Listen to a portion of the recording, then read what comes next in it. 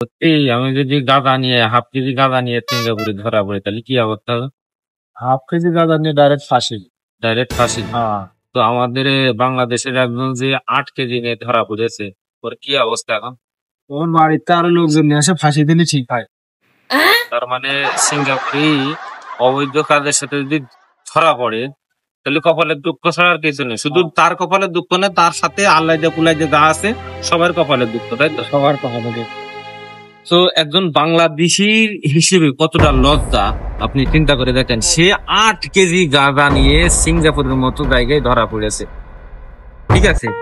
তার কয়শো বছর জেল হবে? সেটা বলতে পারবো না। আনুমানিক 300-400 বছর ফাঁসি। ফাঁসি, মানে ডাইরেক্ট ফাঁসি হবে, তাই তো?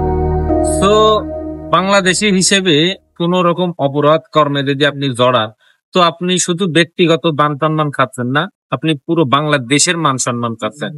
তো দয়া করে বাংলাদেশের ন্যাশনালিটি নিয়ে বাংলাদেশের গৌরব, বাংলাদেশের সম্মানটা তুলে ধরার চেষ্টা করবেন। বাংলাদেশ থেকে মানে বাংলাদেশটাকে ছোট করেন না, বাংলাদেশি কালচার দেশের বাইরে নিয়ে আসেন না। আপনাদের কাছে বিশেষ করে অনুরোধ করছি। ধন্যবাদ।